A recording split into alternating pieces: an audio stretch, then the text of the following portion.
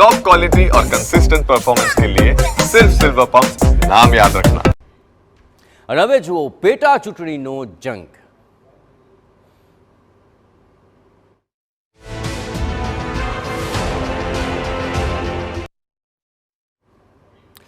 વિસાવદર બેઠક પર કોંગ્રેસે ઉમેદવારનું નામ જાહેર કરી દીધું છે।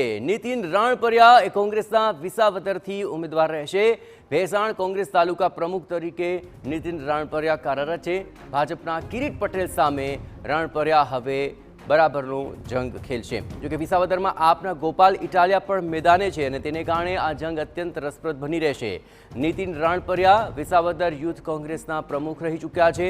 નીતિન રાણપરિયા જિલ્લા પંચાયતના સભ્ય પણ રહી ચૂક્યા છે। તો ભાજપ કોંગ્રેસ અને આમ આદમી પાર્ટી તેને લઈને હવે વિસાવદરનો જંગ રસપ્રદ બની રહેશે। વધુ વિગતે વાત કરવા જોડાઈ રહ્યા છે ટીવી 9 સંવાદદાતા સચિન પાટીલ। સચિન, જેમ જેમ નામ જાહેર થઈ રહ્યા છે આ બેઠક પરની પેટા ચૂંટણીનો જંગ અત્યંત રસપ્રદ બની રહ્યો છે।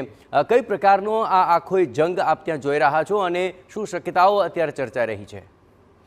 જયેશ, સૌથી મહત્વની વાત છે કે કોંગ્રેસ પાર્ટી તરફથી નીતિન રાણપરિયા જે છે તે ચૂંટણી ફોર્મ ભરી રહ્યા છે ઉમેદવાર તરીકે।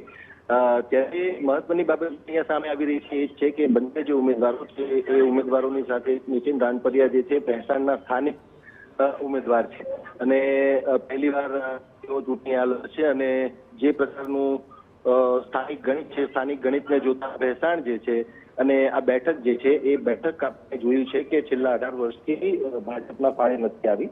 એટલે ભાજપ સરકાર છે અને જે પાછલી વખતની ચૂંટણી પાછલી ટર્મમાં પણ થઈ અને જે પ્રકારે આપનો ઉમેદવાર ભારતીય જનતા પાર્ટી સાથે આવી ગયા ત્યારે કયા પ્રકારનું જે ગણિત છે એ છે અને બેઠક જે છે એ પ્રોફાઇલ થઈ ગઈ। મહત્વની બાબત અહીંયા એ પણ છે કે ઓપરેશન આ પહેલી ચૂંટણી ગુજરાતમાં થઈ રહી છે ત્યારે કયા પ્રકારની અસર એની પણ આના ઉપર જોવા મળશે એ ખૂબ જોવાનું રસપ્રદ રહેશે।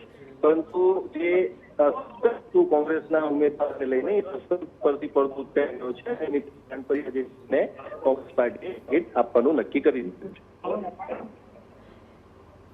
જી બિલકુલ સચિન, તમામ ગતિવિધિઓ પર આપ નજર રાખતા રહેજો। હવે જોવાનું રહેશે કે 3 ઉમેદવારોના નામ જાહેર થયા બાદ હવે આગામી સમયની અંદર આ પેટા ચૂંટણીમાં કેવો રંગ જોવા મળી રહ્યો છે। કારણ કે ભાજપ તરફથી કિરીટ પટેલ છે અને નીતિન રાણપરિયા કોંગ્રેસ તરફથી છે। આમ આદમી પાર્ટી તરફથી ગોપાલ ઇટાલિયાને ટિકિટ આપવામાં આવી છે। એટલે કે વિસાવદર બેઠક પર આ ત્રિપાંખ્યો જંગ હવે જોવા મળશે। કોણ દમખમ લગાવે છે અને કોનું પલડું ભારે રહે છે તેનો મદાર તો ચોક્કસપણે જનતા પર રહેલો છે, પરંતુ હવે કયા મુદ્દાઓને લઈને જનતા સમક્ષ લોકો જાય છે તે જોવું રસપ્રદ બની રહેશે।